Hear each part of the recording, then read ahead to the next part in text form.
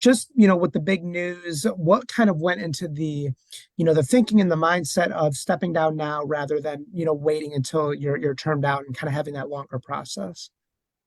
Well, I think, when there is a new leader, it comes because there's interest and members start. I've been through this process twice.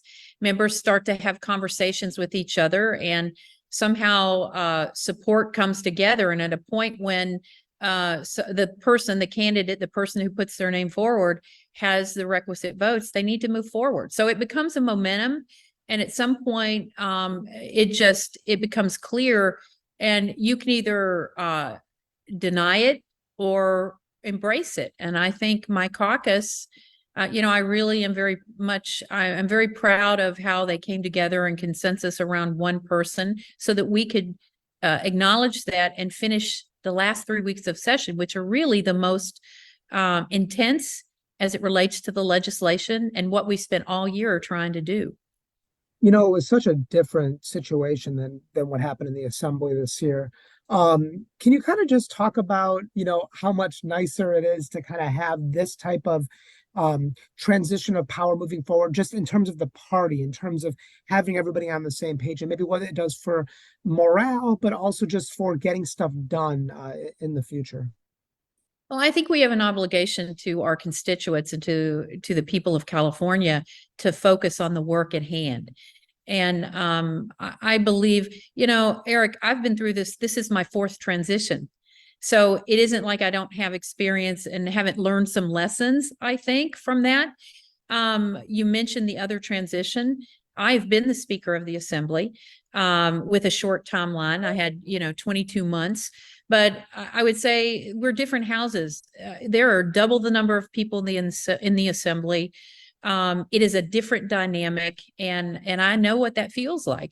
But I do think I've learned some lessons, and I realized that and I always knew that I'm termed out next year.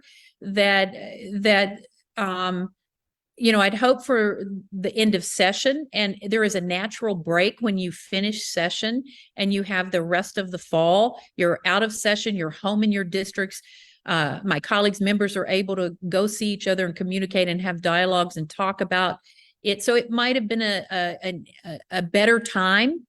However, it is what it is. And I think you have to, as a leader, you have to recognize that and be willing to do what needs to be done to move forward and protect the work and the reputation of the Senate.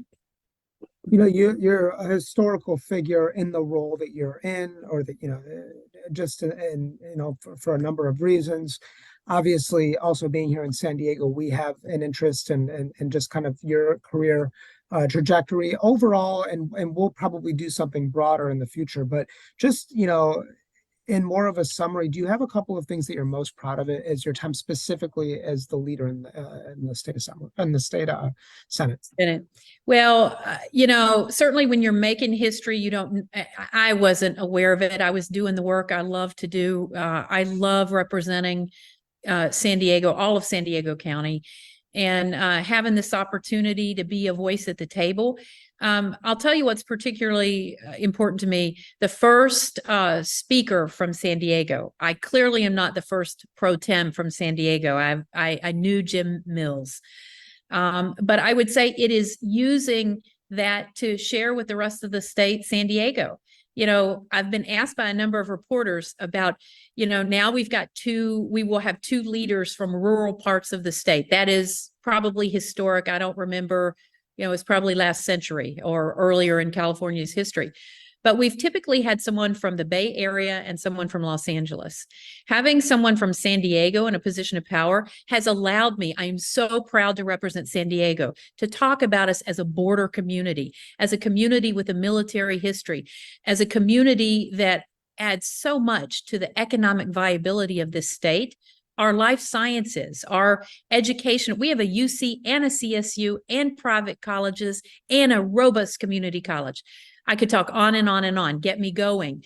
But I think the ability to share with the rest of the state, particularly LA and the Bay Area, what San Diego has to offer, and to be able to focus on my community. So I understand how it must feel to these leaders from the rural parts of the state who feel overlooked. Most people think there's nothing south of Los Angeles. Well, there is. There's Orange County, there's Riverside, San Bernardino, Imperial, and San Diego. So I've just been really honored. Of course, I've gotten to do some things. I've gotten to bring resources and dollars home to San Diego for communities on projects they care about. I love this work. I love the policy work. I love the budget work. What I've done on healthcare, particularly around reproductive rights for women, the LGBTQ community, infrastructure, housing, I just climate. I mean, you think about what we just experienced, a near miss for most of our community on the hurricane. Clearly, the border area has been hit hard. We're dealing with issues at the border around sewage and what we're going to do about that. I just met with U.S. Senator Padilla to talk about the sewage issue and what we're going to do. Our delegation, Scott Peters, very engaged, Juan Vargas, even Mike Levin, all the way up the coast, knowing what it means. So you can see I have a passion for this work. I love what I've been able to do, but mostly it's about being able to represent San Diego.